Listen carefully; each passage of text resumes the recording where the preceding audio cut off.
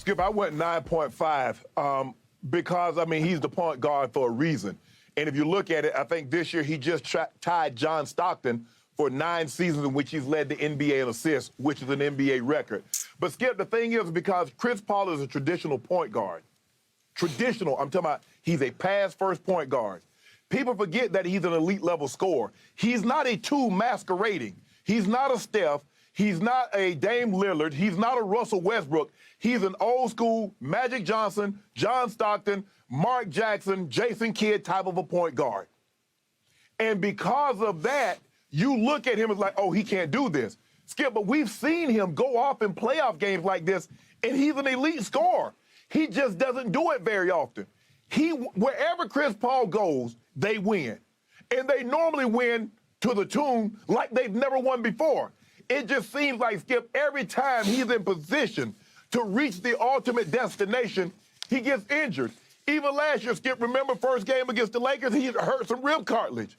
So he wasn't really fully healthy last year. It happened with him in the Clippers. It happened with him in Houston. It seems to be every time Chris Paul is on the cusp of doing something special, the only thing that's missing from his resume is a championship. A freak accident, a freak injury happens. But, Skip, he was special. It was sensational last night. 19 of his 30 in the fourth quarter when the Pelicans, if I'm not mistaken, they cut it down to 6. And he answered. He turned at every turn.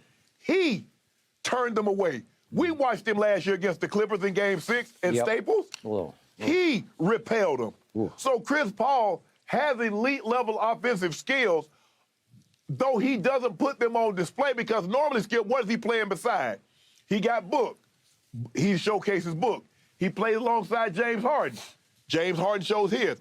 He had Blake Griffin. He had other guys. So he was throwing lobs. But when you need him, say, Chris, hey, bro, this is a game, bro. We going to need 20, 25, 30. He's like, okay. He's going to get to his spot. He's going to elevate, and there's nothing you can do about it, Skip. The only reason I didn't give him a 10, Skip, I do believe it's easier to play point guard late in your career because we saw Stockton, we saw Kidd, we saw some of the point guards play later in their career at a ripe old age. So that's the only reason I didn't go to 10. But, Skip, I'm not surprised that he can score like this because he's just not asked to do it.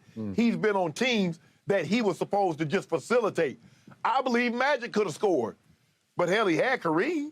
So why would I need to go head-to-head? Well, that's what happened in OKC, Skip. You had a prolific scorer, and then the other guy wanted to score just like, never mind. But you get the point that I'm making. Chris Paul is legit. Shannon Sharpe, I got to go full-on 10 on this one, on the impress scale. I have been hard in years past on CP3. I've called him CP0 as in 0 rings. I've said I need to see a little more from the point god. If he's a point god, I just need to see him get one team home.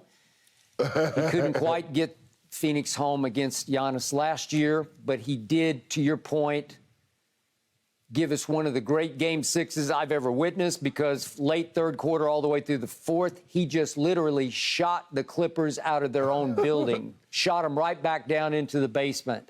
I'd never seen anything quite like that, especially from him. So I go back to the early days. He spent 6 years in New Orleans when he was the whole show. And there were a couple of playoff series, especially one against my Spurs, that he took them to 7 games. And he was a scorer. He was a pit bull of a scorer. And he played with such rage that once he got his mad on, the Spurs were scared of him because they could not control him, even at 6 feet tall. So we go New Orleans, and then obviously we go Clippers, and he starts to get hurt. And he had the one big game against the Spurs, the Game 7 at then Staples Center. Remember, he pulled his hamstring and came back and made one up off the high glass on Tim Duncan to win the game. So I got to give him that. But then we go to Houston, and he's always pulling his hamstring, and there's something always wrong with CP3. And I started to think, well, in the end, are you going to become better known for your State Farm commercials, for playing Cliff as well as Chris Paul, which are sensational? He's even better than Cliff than he is playing himself. So I'm thinking, gee, you need to cap it off. And Shannon, the more I watch him, quote unquote, late in his career, the younger he plays. On May 6th, he's going to turn 37. He's only about 5 months younger than LeBron. So LeBron, I thought Father Time tapped him on the shoulder this year with the Lakers, who obviously missed the playoffs. Chris Paul was the driving force of a team that just obliterated the entire league, just ran off with the number one seed, but the number one overall seed, obviously, that they won it by 8 games. Well, again, I was trying to make a case that somebody on that team, and I centered on Devin Booker, should be at least in the MVP discussion, which he is not.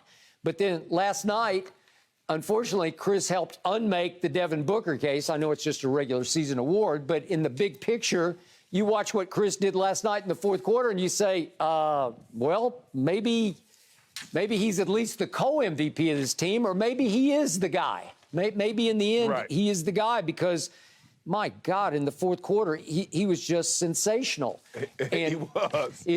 To your point, it looked like New Orleans had finally figured it back out and recaught their fire and their magic, and they cut it to 6 early in the fourth quarter. So I just got to give it up. I was highly impressed with a game one that got dangerous for them, because you don't want to let the upstarts steal game one on your floor, because then it just makes it a long, hard grind, maybe a game 7 back home, and it takes a lot out of you. And Chris just said, no, I got this. So he takes over the fourth quarter, and meanwhile, Book scores nothing in the fourth quarter. He scores free throws, a couple of free throws, but he doesn't make a field goal. And you say, well, maybe it is Chris Paul's team. So way to go, Chris.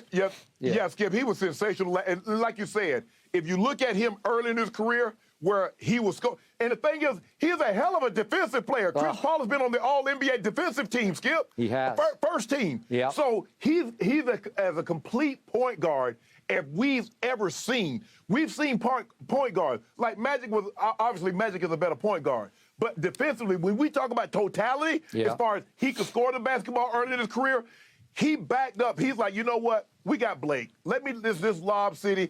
I don't need to be shooting. He definitely suppressed what he did when he went to play with James Harden. Yep. And you see in this situation, he got OKC, Skip. He was like, okay, Shea, come on, I'm gonna groom you so you can take this thing over. It was unbelievable. Now he goes to Phoenix, and he's like, this guy scored 70. I've seen him score 50. Had almost 3 games of 50.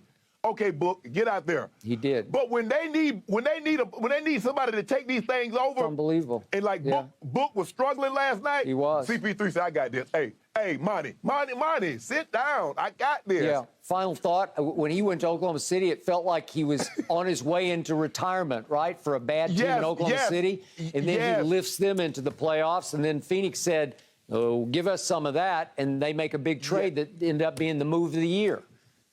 Changed their lives. I covered that game last night, and he was absolutely clutch. He accounted for 74% of the Suns' points in the fourth quarter. Thank you for watching. You can subscribe here to get the latest from the show, and be sure to check out more of the best clips from Undisputed, or go watch a few other segments from our other shows on FS1.